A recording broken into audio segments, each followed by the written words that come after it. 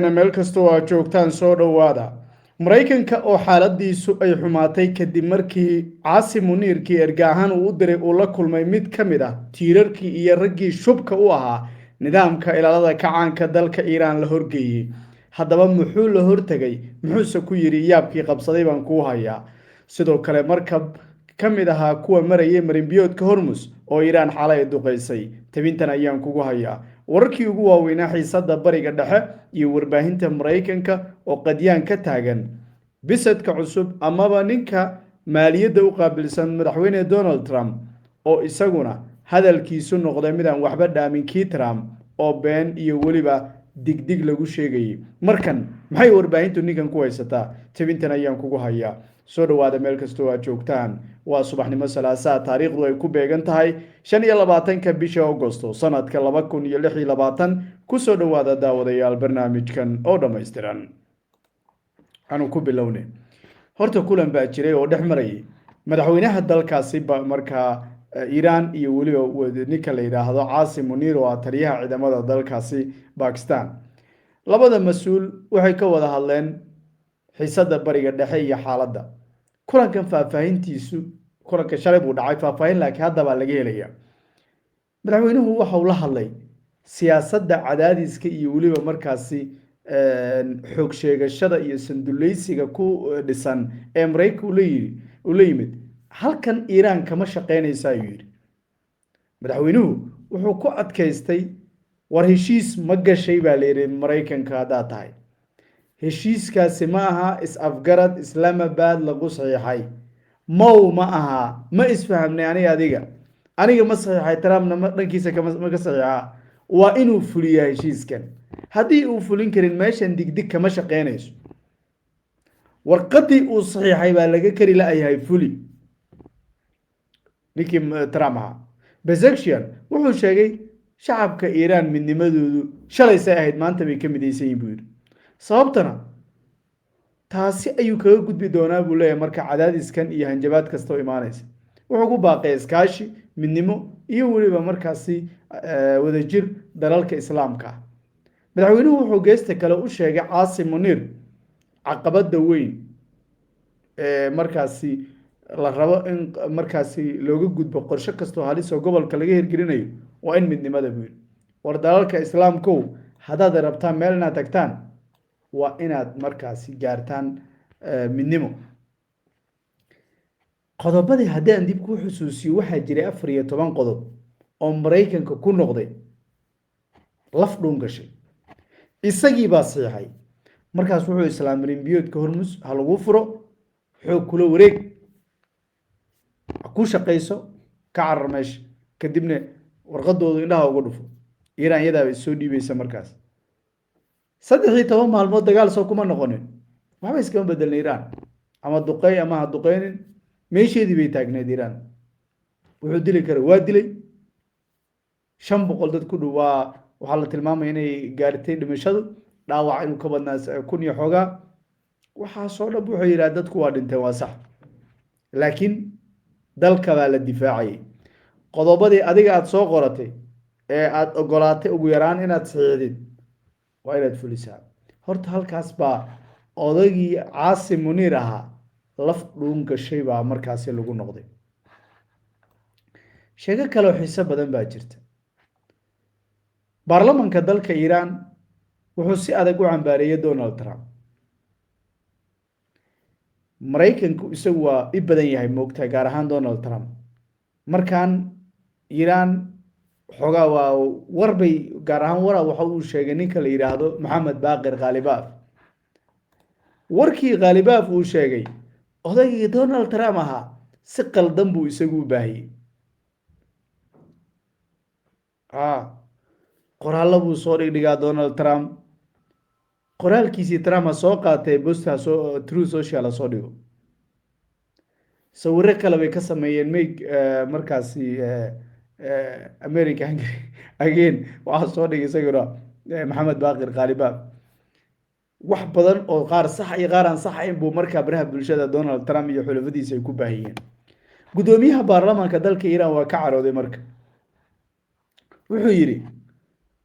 Trump hadallada annaga aan niri wuu qalloocinayaa buu yidhi waxa uu qaybo ka soo qaatay khudbad uu ka jeediyey dalka ciraaq qaalibaaf ganacsatada ayuu la hadlayay wuxuu yidhi ganacsatada iyo dhaqaalyahanada iiraan iyo ciraaq waa inay xoogga saaraan sidii labada wadal ay uga gudbi lahayn cunaqabataynta maraykanka waayo haddii annaga ayna taabato iyaguna way taabanaysaa buu leeyahy waana sax sababtoo ah ciraaq hadda waxa looga gabanayo iiraan baa joogto waay oo la rabaa laga soo jaraa laakiin meel ma geynayaan mushkiladda jirtaa waxay tahay saaxiibtinimada iiraan waxay ku dhisan tahay waa kuu dhimanaya adna ii dhimo mabda' bay ku dhisan tahay markaa ama shiicnimo isku qaateen ama wax kale isku qaateen laakiin mabda' bay markaasi ku dhisan yihin laakiin wadamada kale xulufadaasi ay sameeyaan marka xaalka uu kugu xumaado jidka bay kaaga tegayaan taasi baa keenaysa marka in wadamadii kale carbeed xulafadoodu ama isbahaysiyadoodu sidii la rabay aysan u shaqeyn iyagii baa iska kala shakinay aan isku kalsoonayn marka laba dal aan isku kalsoonayn jabhad iyo dal baa markaasi ka qiimo badan oo isku kalsoon sababtoo way isu dhimanayaan nafta bay isu hurayaan marka iiraan marka waxay leedahay ciraaq annagu naftaan u hureynaa qorshe kale way la yimaadeen sooma dhihin iyagu cunaqabateyn baan saaraynaa waan dhibaateynaynaa dalkaas iiraan waxay tidhi haddii waktiga dagaalka iyo xabadda ay dhacayso generaalka iyo saraakiisha ay horboodayaan xiisadda hadda jirtana rag baa horboodi karaa yaa horbooday baa layidhi cidda horboodaysa waxay noqonaysaa baa layidhi ciddaanaan garanayo waa kuma waa cidda dhaqaalaha haysata ciddaas baa maamulaysa xiisadda hadda taaganna ee ka gudbaysa markaasi khalibaaf mar kale buu isagu weerar ku qaaday war waa ogtihiin buu yidhi maraykan haddaad tihiin xataa maraykanku waa ogyihiin buu yidhi marka cid rumaysanaysa warkaan ay sheegayaan ma jirto maba ku jirta buu yidhi maraykan wakti uu markaa wadamada kale cunaqabateyn saaro oo u handado ma jirto annaga saaxiibo dhaqaale baan leenahay saaxiibadaas baan anagu markaasi la xaltamayna waana u sheegnay iyagu waxay yidhaahdeen shuuriyaadku waxa aad sheegaysid annagu wax shaqo kuma lihin ha iska hadlo Trump cid kasta ha hadasho annaga laakiin shaqo kuma lihin markii ugu darnayd waxay Caasim Muniir markii la horgeeyay ninkii ahaa Muxsin Ridaay horta ninka mujtabaa waa nin masiibo ah sababtoo ah meelihii ragga lala hadlayay meel kasta wuxuu geeyay ninba ninkuu ka adag yahay qaalibaaf arkaynay Cabbaas Araqji arrimaha dib xukuumadii iyagu maamulaya amniga qaranka waxaaba joogaba dharka ninaan bilatariga iska siibaynba tan madowna aan ku aalin xataa garka cadaystay sidoo kale nin aan nixinba kelmad jilcan ma ugu tagaysa ninkan waa lala hadlay marka Caasim Muniir waxaa lagu yiri soo dhawow annagu mid baan ku cadeynaynaa baa leeyahay hal mid aan rabnaa inaan ku cadeyno cidda maamulaysa amniga Hormuz horena waan u sheegnay adigana waan kuu sheegaynaa qaad u geey odaygii Trump ahaa Iiraan kuma kalsoona Maraykanka iyo Washington ma la rabaa wax in laga wada heshiiyo la wada hadlo kow suluuga iyo habdhaqankeeda iyo digdigtan annagu xaggeena kama shaqeeyaan waanu naqaanaa inaanu dhimanno inaan noolaanana waanu garanaynaa waxa uu sheegay tallaabada dhabta ee lagu furinayo heshiiska Islaamabad inuu yahay amniga Hormuz annaga maamulayna meeshan ugu qoran tahay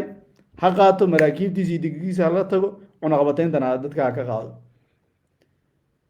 Caasim Muniir soo haray marka wuxuu yiri New Pakistan dadaal bay gelisay dadaalkana wuxuu ahaa sidii loo gaari lahaa heshiis safgarada wuxuu adkeeyay walaaltinimada iyo saaxiibtinimada Iiraan iyo Pakistan ka dhaxaysa waa ammaan iyaguna wuxuu yiri waa ku ammaanayna inkastoo dad badan ay jiraan oo ammaanta iyo in waxaad qabateen xukuumadii ka hadlaysa buu yiri ani laakiin fariintan ku sheegayo meesha ka shaqeynayso waxa uu Maraykanka rabo wada hadal iyo heshiis hadii la rabana qodobada saxiixda waa in la fuliyo waxa ugu horeysa waxaan kala dhan aniga ma hadlay buu Hormuz amnigeeda anaga maamul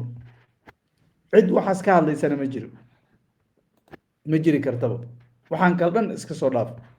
maxaa caddaynaya hormus iiraan inay maamulayso xalay waxaan baa dhacay intii la hurdayay mid baa islahaa markab soo dhuumo maxaa usoo dhuumanaya adi meel banaan maa martid haddii meel banaan aad iska martid ma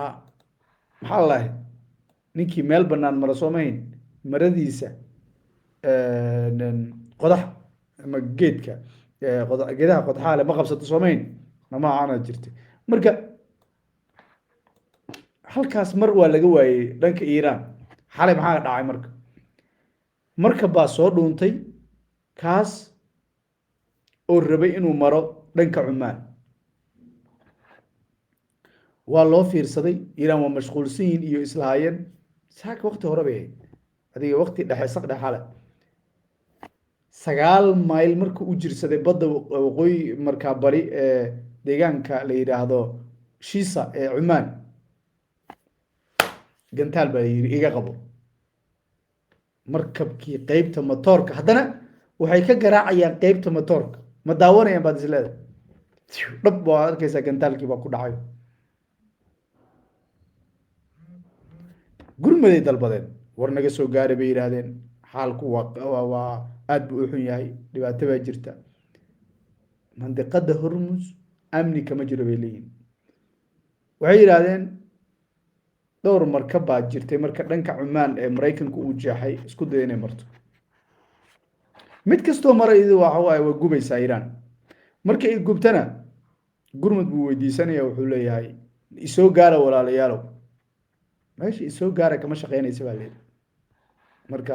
markabkaas kalena waxay sii murjinaysaa xaaladda bariga dhexe wararkii ugu dambeeyey ayay kuwan ahaayeen oo aan saaka kugu soo gudbiyey channelka ninkii Scott Bessent ahaana xataa warbaahintii Mareykanka Bessent waa xogaha maaliyadda waxa ay qadiyaan ka taagan yihiin xiisadda hadda jirta